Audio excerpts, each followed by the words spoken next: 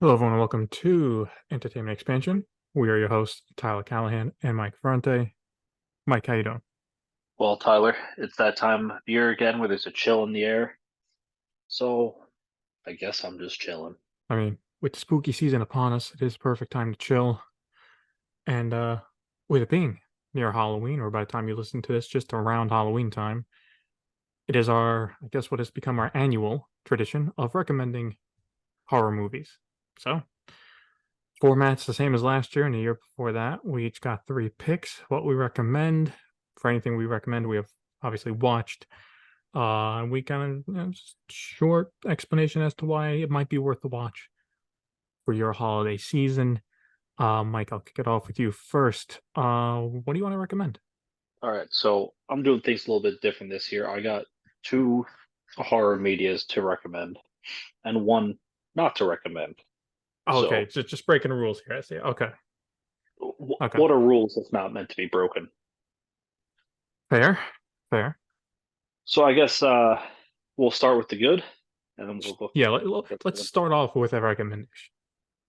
them. All right, so first and foremost, we got Evil Dead 2, the most recent one, technically the sequel to. It's not even really a sequel. All right, so I guess just not It's causing Evil Dead confusion. 2. You're saying it's Yeah, the Evil Dead latest Evil Rise. Dead, right? Yes, the So latest Evil Evil Dead Dead. Rise, is the name of the Yes. movie. So for what it was they kind of took it. They took the book out of the cabin essentially because all Evil Dead movies they're at that cabin with the exception of Army of Darkness, and it's kind of all things revolving around that. And I have to say, it was definitely on par with its predecessor before that. This thing was gory as hell. So Tyler, you would love it.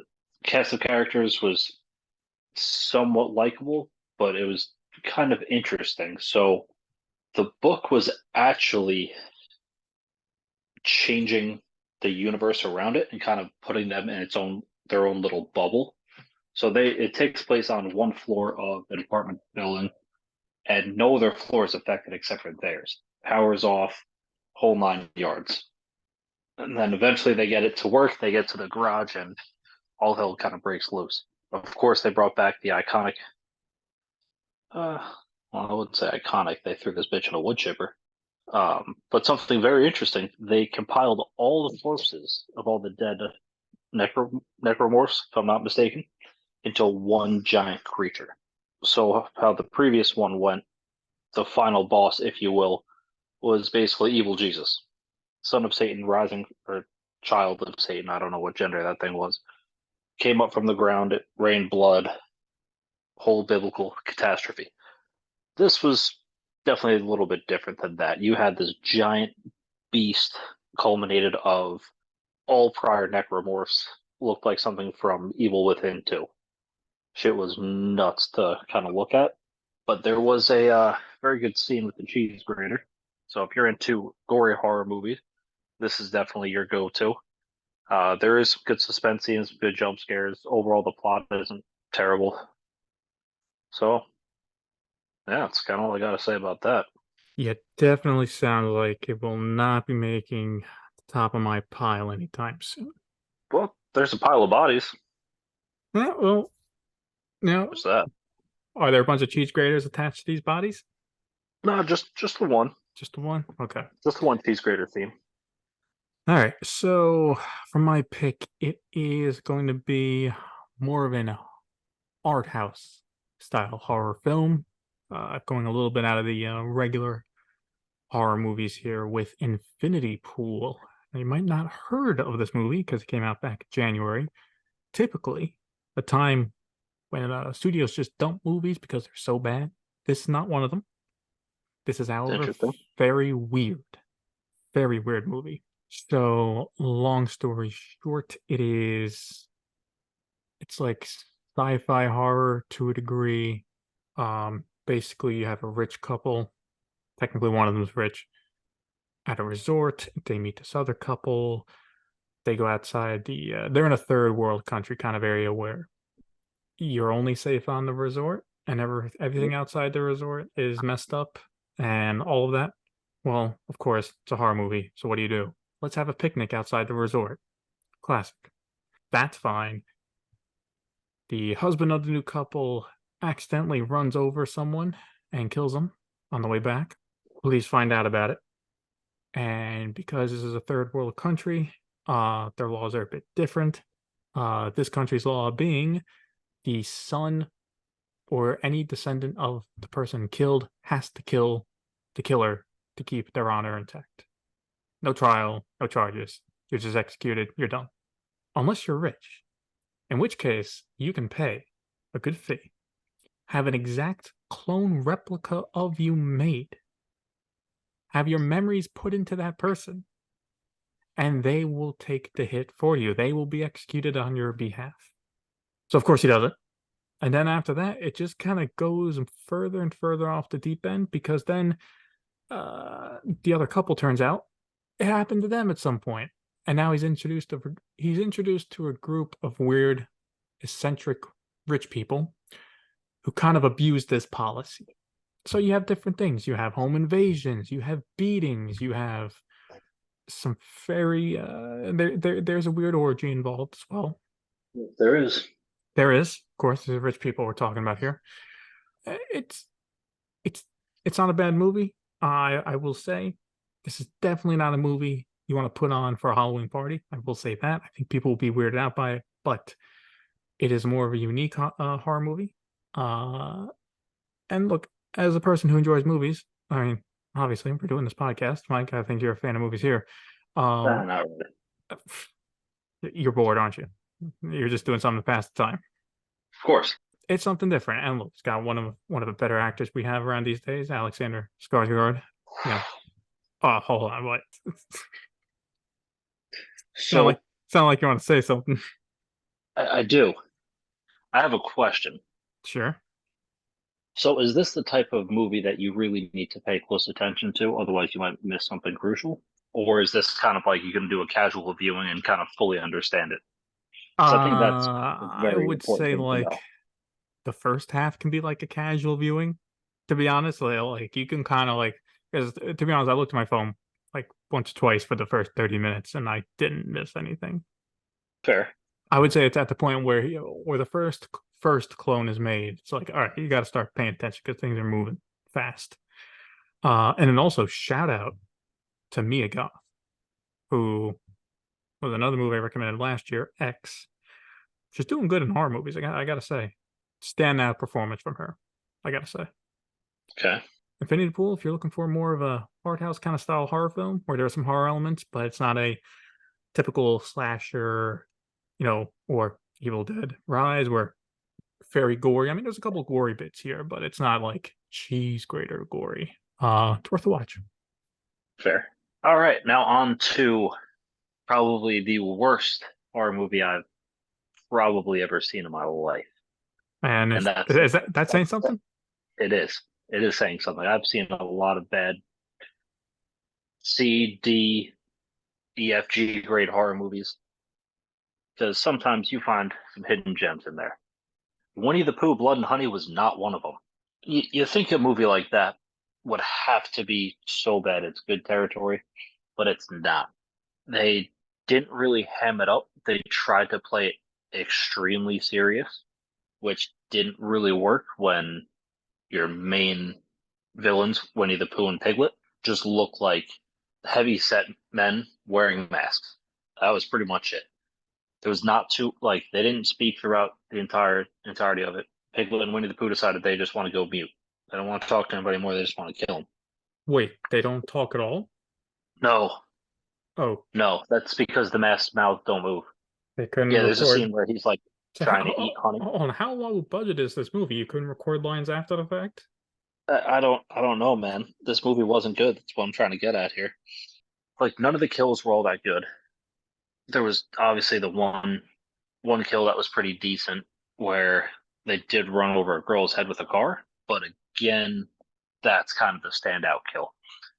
The characters in this movie are really stupid.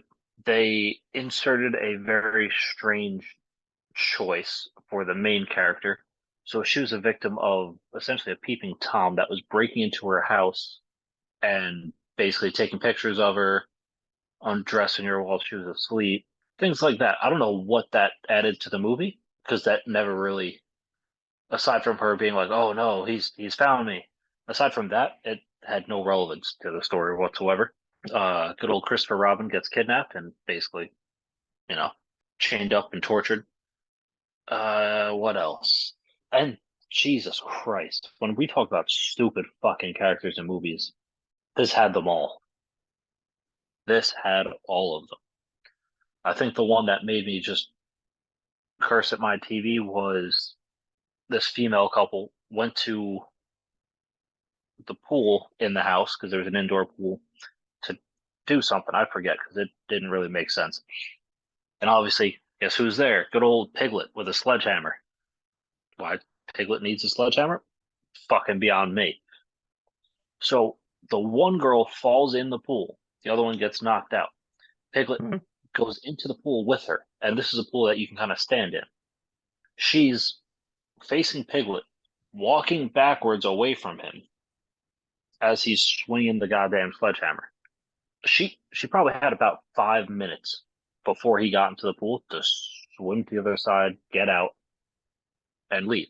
Or she could have just hopped out the side of the pool because she can fucking stand in the goddamn water and leave. So that was probably the dumbest thing I've ever seen anybody do in a horror movie. So if you're looking for a movie not to watch, look no further. Winnie the Pooh, Blood and Honey, they got you covered. But good news, there will be a sequel for some fucking reason. I don't understand it, but Because I the don't know. first one made its money back. It's not hard to do when your budget's probably fucking $100. Yeah. Well, hey, look, when Winnie the Pooh became, the trademark became open source and anyone can use the characters, this is what you get. In Yeah, case anyone's not, wondering why there's a horror movie of Winnie the Pooh and Piglet, it's that's why. It passed 100 years. It's you can go off right now, write a book about Winnie the Pooh if you want. These guys made a horror movie that apparently is trash. yes. Okay, well, I will offer a recommendation. Insidious Chapter 2. Now, is it a great horror movie? No, it's not. And you may think that's a weird way for me to start off on why I'm recommending it. However, unlike Infinity Pool, which is not a one to put on for your Halloween party if you're hosting one, Insidious Chapter 2 is perfect for it. So, clearly, Insidious, one of the bigger horror franchises these days, just had another film this year, which, by the way, is now the highest grossing one in the franchise at the box office. So, clearly, people love the series. But Insidious Chapter 2 takes place right after the fact from Insidious. I guess just Insidious. I don't think it's called Chapter 1. Where, yeah, it turns out Patrick Wilson's character, he's possessed. And families slowly coming to terms with that, and they look for a plan to try and save him. But looking at this for like a Halloween movie for a party, it's great. You got you got a couple good jump scares in here. You have some comedic elements as well. So they're like these paranormal people, like investigators. They basically have their own B plot up to a point, trying to look into what's up with him, why is he possessed. Uh, it's like it's set in a horror setting, but like it's kind of comedic as well. Like it's kind of stupid funny. Uh, Fair. and then they try to take down Patrick Wilson. It's like a comedy of errors. Like this is a horror movie. The guy is clearly possessed by a messed up ghost. I will not spoil the details on that, but the ghost is kind of fucked up. And it's just a comedy of errors. I think what stood out for me is this was a good balance of horror elements and some comedic elements. So I think it's worth a watch. Yeah, simple. Okay. Probably have more fun with this than the Winnie the Pooh movie. Just a, just a guess. Most likely. All right. So for my final pick, back to a recommendation with the recent news of essentially their strangers getting a reboot. Figured it's a good time to talk about not the strangers because I've already covered that on a previous episode. So if you want to know about that, check out our previous Halloween episodes. But The Strangers Prey at Night, the unrelated sequel to The Strangers. This opens up the setting, whereas the first one was a more intimate horror story of a couple alone at a house essentially in the middle of nowhere, even though there look like there's houses next doors. We won't talk about that. This actually takes place in a abandoned trailer park, essentially, because it's mobile homes for seasonal living, I guess. There must be some attraction nearby. They never really got into that, but most of the mobile homes are vacant. Now, it basically you have a family, mother, father, son, and daughter. The daughter is being shipped away to boarding school because she is a rebel, and the son is the prodigal son, and it is a story of family versus family. You had some outstanding acting from the entire cast of the family, and you also had some very interesting elements in it as well. So another pretty much spoiler alert here: both parents die. But again, it's how again this movie is very stylistically different than the first one. The first one was slow, creepy, eerie. This kind of brings you more towards the 80s slasher aspect of horror. But Baghead, you have no idea who he is, but one of the most effective non-zombie horror killers out there, I think. It's the simplicity of his mask and the fact that he never speaks. Some of the family members they speak, but he never does. There was a scene where he kills the father essentially. Basically throws a cinder block at the truck, makes the dad go off course, ram right through a trailer. He ends up getting impaled by a support beam. After the son leaves the truck to go find the sister, here comes Baghead, sits in the car, and he's got a nice little garden trowel. And here's the dad trying to plead for his life. What does Baghead do? He just turns up the nice upbeat music and then just kills him. And then there's also another good scene involving the son. Essentially, the son has enough of their shit. And he arms himself and he takes the fight to the strangers. And he actually ends up killing one of them. I think he ends up killing the mother of the two, or of that family, I guess. And obviously, they have music playing. As the sun is being dunked underwater by Baghead, and you're going up and down, the music is then becoming faded, kind of like it is being, you're hearing it submerged underwater. Well, that's a nice touch. Yeah, so there's a lot of stylistic things that were Yeah. kind of interesting. This is a movie that I did not love my first time around because I was expecting something a little bit more tense, like he cut the fucking tension with a goddamn spoon. That's how the first one was. This was not like, but once you take it for what it is, kind of like you're saying, this is a fun movie to kind of have playing the background of a Halloween party that you're at, or Mhm. going to, or hosting. But that's essentially my three picks in a nutshell. All right. Well, two picks really. Well, the second pick is don't fucking watch it. Yeah, Watch something else. it's a warning. I understand it's a warning. Yeah. All right, so to wrap this up, I have one more pick. That pick being Scream 6. So Scream 6 takes is the continuation from Scream 5, which came out last year. So it was a quick turnaround. Uh but don't be fooled. A quick turnaround on Scream 6 does not mean it is bad. It's a pretty solid Scream movie, now taking place in New York City. Has the main core cast characters from the last one and this one, and it's just a good time. There's some good kills, some bloody kills. There was one kill that actually stood out for me as like just no, it's not the right way to say, it, but it's like it's a badass kill from Ghostface. But it's a Scream movie. You know what you're getting into. It's a good time. Ghostface gets a couple good murders in, and yeah, look, it's in New York City. It's a little bit different, and they leave it open for a seventh, which I think they're working on anyway. So yeah, Scream 6, pretty good. Now, let me ask you a question about Scream 6. I, who have not watched one since 4, I want to say. Maybe I watched 5. I don't really remember. It I didn't thought you feel didn't like memorable to me. 5. Yeah, that might be it. It was very memorable. Is this better or worse than 5? You're asking the wrong person because personally, I enjoyed 5. Well, listen, you're But wrong. Anyway, well, I'm not wrong, right? ask You're the wrong. question at hand. Ask the question at hand. Okay, I'm getting to that. If you stop Well, then no. interrupting me, I don't know what you're waiting for. I was trying to give an explanation and you start cutting me off. Well, yeah, I don't need an explanation on why Scream Five is a You want an bad answer, you're movie. gonna I get know the that already. explanation first, okay? But to answer All your right, fine, question, fine. the answer to your question, as someone who liked Scream 5, I think Scream 6 is a little bit better. Okay. I will say that because, and since you want Scream 5, I can explain this. Really, Scream 5 is kind of a slow burn until they get to the house, right? The famous house, for Yeah. the third act. This movie does not do that. Like 20 minutes in, it starts off and it doesn't stop. All right.